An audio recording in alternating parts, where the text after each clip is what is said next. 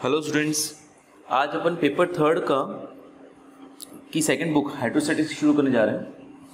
Hydrostatics में आपके 3 units हैं। चैप्टर 1, चैप्टर 2 एंड चैप्टर 3 मिलकर आपके ये थर्ड यूनिट बनाते हैं। फर्स्ट और सेकंड यूनिट एक्चुअली उसमें है रिजिड बॉडी डायनेमिक्स में। चैप्टर 4 और चैप्टर 5 आपके फोर्थ यूनिट बनाते हैं। चैप्टर 6 और चैप्टर 7 फिफ्थ यूनिट बनाते हैं। Third unit, fourth unit and fifth unit. ये इजी है बनिस्पत उन दोनों चैप्टर यूनिट्स के, फर्स्ट जो 2 यूनिट्स उनसे। इसलिए आई सजेस्ट कि अगर आपको 3 यूनिट्स करनी है तो इन तीनों को आप कर लीजिएगा। ये तीनों यूनिट्स मैं आपको कंप्लीट करवाऊंगा। तो आज अपन शुरू करेंगे फ्लूइड एंड फ्लूइड प्रेशर। बेटा फ्लूइड क्या होता है आप सब जानते हैं। स्टेट्स ऑफ मैटर 2 होते हैं, सॉलिड और फ्लूइड। फ्लूइड में अपन लिक्विड और गैस को काउंट करते हैं। ये इंपॉर्टेंट है बेटा। अपन फ्लूइड के अंदर प्रेशर किसी ऑब्जेक्ट पे कितना होता है, फ्लूइड का प्रेशर कितना होता है, ये जानने की कोशिश करेंगे आज। अच्छा, ये बेसिक चीज़ें हैं। हाइड्रोस्टैटिक्स क्या होता है, सॉलिड क्या होते हैं, ये डेफिनेशंस हैं, ये आप लोग पढ़िएगा प्लीज़। लिक्विड, फ्लूइड, गैस क्या होते हैं, ओके। परफेक्ट फ्लूइड क्या होता है, विस्कस फ्लूइड क्या होता है। मैं सीधे इन समझाने वाले टर्म्स पे आ जाता हूँ। अच्छा, पहला equality of pressure in different direction. किसी भी पॉइंट पर हर एक डायरेक्शन पे जो फोर्स होता है या प्रेशर जो होता है हर एक डायरेक्शन में वो सेम होता है, ओके। आप ये डिटेल्स नहीं करें, है ना, ये आपकी यूजफुल नहीं है। केवल काम की चीज़ें मैं आपको बताता हूँ। हर एक डायरेक्शन में प्रेशर जो है वो सेम होता है। Second, transmissibility of fluid pressure. An increase of pressure at any point of the fluid at rest is transmitted equally without any change to all the other points of the fluid. अब बेटा जैसे कोई आपने object fluid में immerse किया है ना, fluid में डुबोया है, तो सर्टेन प्रेशर होगा। ये बात और है कि जैसे जैसे आप डेप्थ पे जाते हो तो प्रेशर बढ़ता है, ठीक है। लेकिन अब कोई सर्टेन प्रेशर है, हर एक पॉइंट पर कुछ ना कुछ प्रेशर होगा।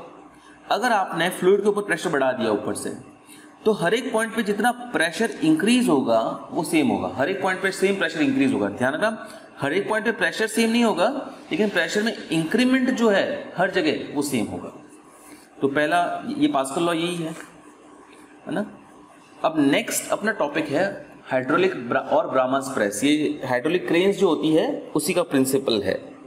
ये अपना टॉपिक है जिनके बारे में क्वेश्चंस आएंगे और अपन को करने हैं। क्या होता है बेटा हाइड्रोलिक क्रेन्स में या हाइड्रोलिक प्रेशर जो होता है उसमें क्या कॉन्सेप्ट होता है कि इस तरह से एक प्रेस होती है बेटा, ठीक है। इसमें क्या होता है, एक साइड, जिस साइड से अपन प्रेस करेंगे उस साइड वाला जो ये ट्यूब है वो पतला होता है, यानी कि एरिया कम होता है, ऊपर वाला एरिया ऑफ क्रॉस सेक्शन कम होगा। और जिस साइड से अपन को लिफ्ट करनी, चीज उठानी है या फिर कोई भार उठाना है ना, या भार को दबाना है, तो उस साइड का जो एरिया ऑफ क्रॉस सेक्शन है वो बड़ा होता है। ऐसा करने से यहाँ पे कम प्रेशर लगाने पर रिजल्ट में अपन को ज़्यादा प्रेशर मिल जाता है। जैसा कि आपने जैक्स देखे होंगे, हाइड्रोलिक जैक्स, कार को टायर पंक्चर हो जाता है जब लिफ्ट करने के काम में आता है, वही कॉन्सेप्ट यहाँ पे भी उसमें भी यही कॉन्सेप्ट यूज होता है, ठीक है।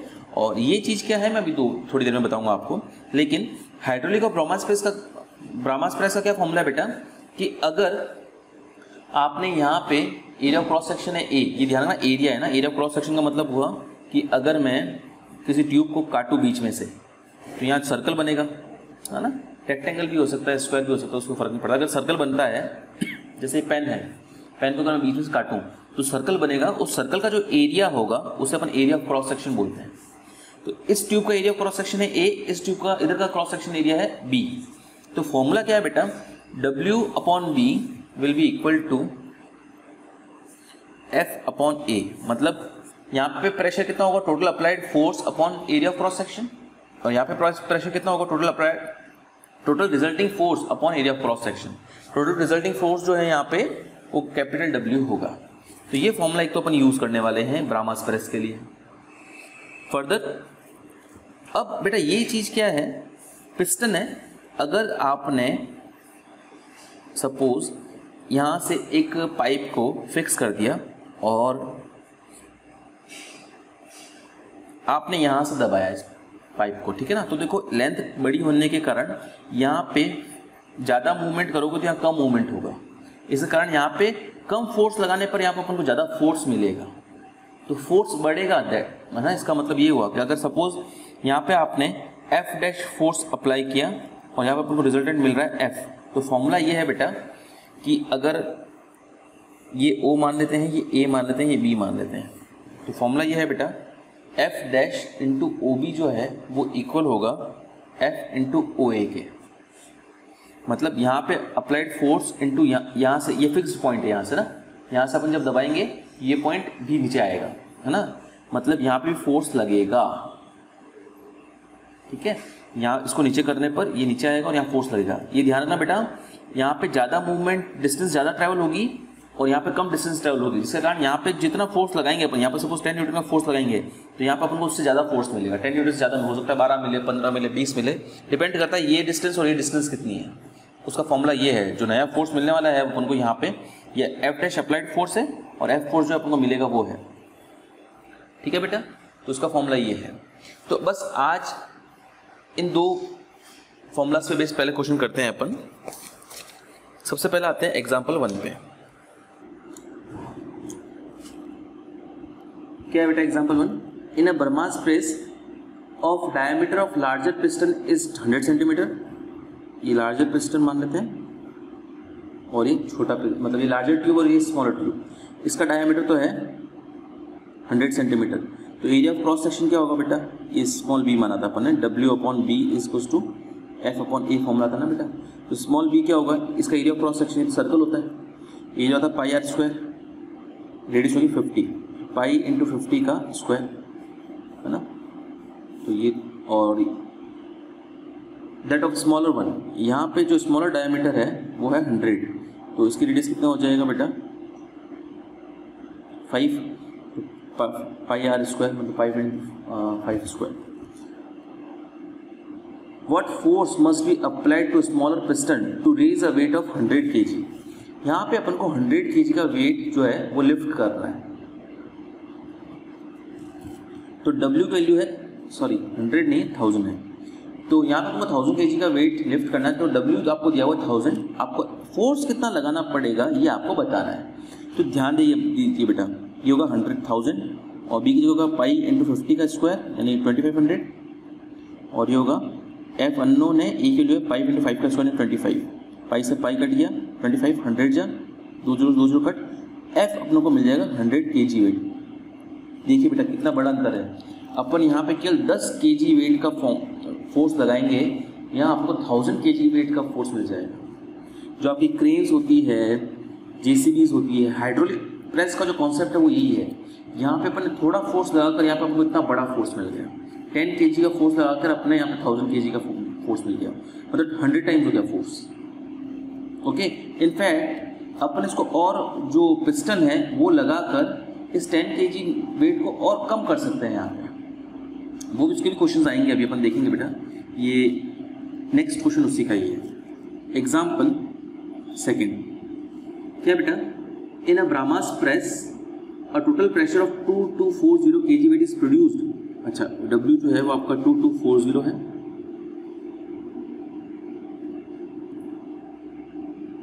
when a pressure of 5 kg weight is applied to smaller piston by means of a lever। अच्छा देखो यहाँ पे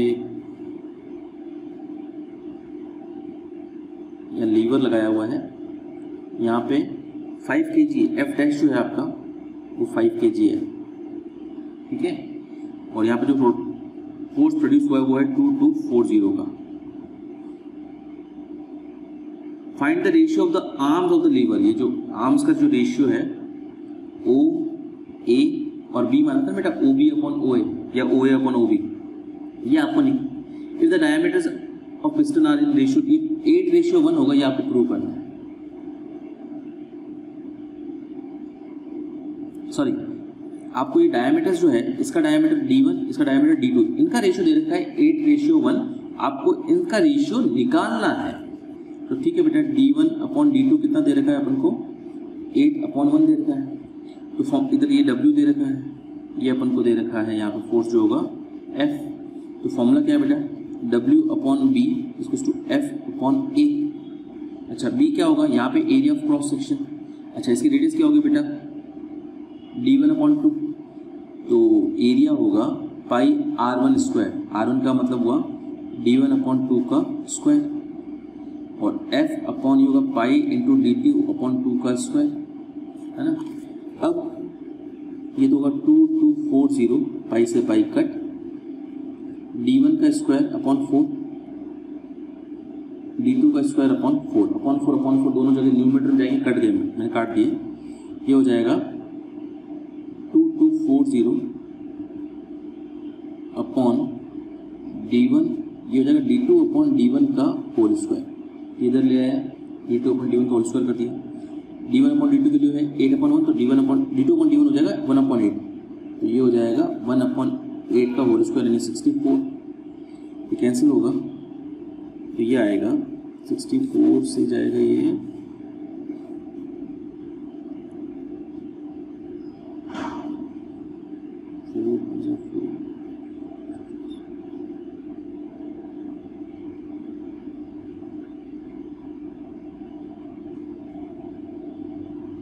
35 kg वेट। अपन को ये जो यहाँ पे रिजल्टिंग फोर्स है वो पता चल गया 35 है। अब अपने पास एक और फॉर्मूला था इस लीवर के लिए, मैं यहाँ लिख देता हूँ, तो next page F dash into O B is equal to F into O A था, मतलब क्या, और अपन को निकालना O B upon O A था ना, ये तो हो गया अपने F डैश, तो अपने पास हो गया 5 ओ बी, और ये अपने पास हो गया 35 इंटू ओ ए, तो ओ बी अपॉन ओ ए कितना आएगा 35/5,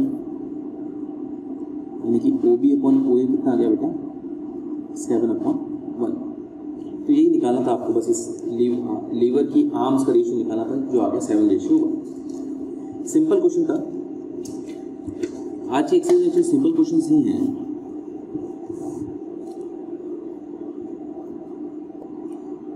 इसी तरह से एग्जाम्पल 3 भी है जो आप लोगों को करना है बेटा।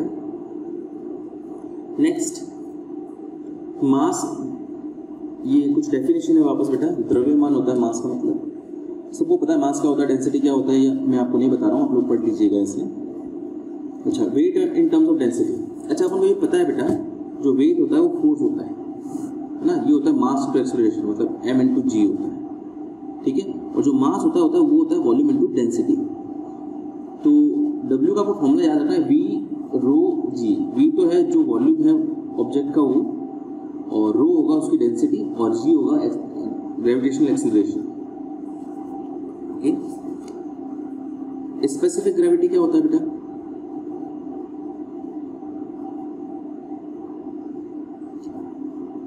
The specific gravity of a substance is defined as the ratio of the weight of any volume of that substance to the weight of an equal volume of same substance, some standard substance।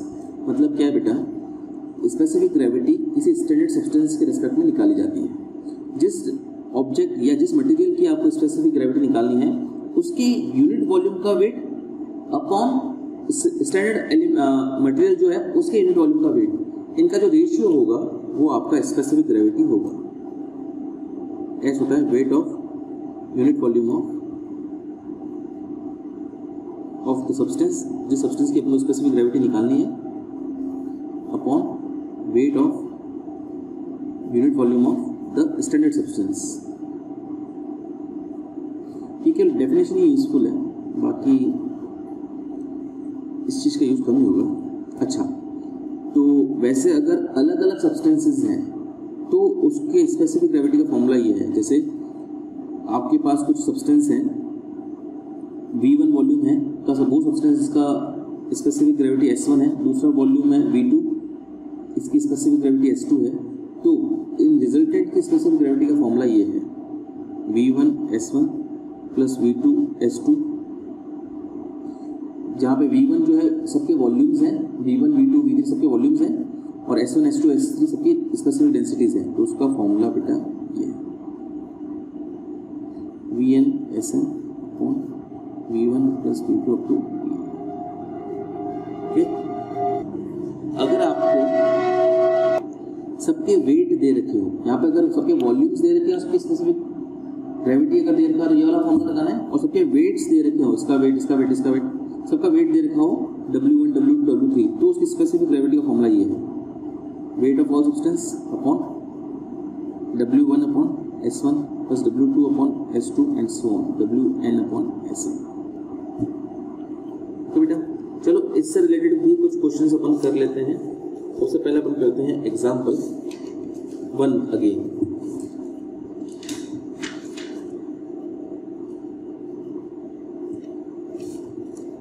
The specific gravity of pure gold and copper are, देखो दो material दे रखे हैं, gold का specific gravity 19.3 दे रखी है और copper की दे रखी है 8.62 respectively. Find the specific gravity of standard gold which is an alloy of gold and copper, ये S1 है, ये आपका S2 है, इन द प्रोपोर्शन 11:1। अच्छा क्या है बेटा, आपको दो, ये गोल्ड है ये कॉपर है, इसका 11 पोर्शन और इसका 1 पोर्शन मिक्स किया गया है, तो जो एलॉय आया उसकी स्पेसिफिक ग्रेविटी निकालनी है। तो बेटा देखो आपको फॉर्मूला ये लगेगा इस बार, जो उनका मिक्सचर है उनका वॉल्यूम दे रखा है आपको V1 और V2 का जो रेशियो दे रखा है वो दे रखा है 11:1, तो V1 हो जाएगा 11 के एंड V2 हो जाएगा 1 के, और के नहीं लोगे तो भी चलेगा। तो S1 रिजल्टिंग स्पेसिफिक ग्रेविटी का फॉर्मूला है V1 S1 plus V2 S2 upon V1 plus V2।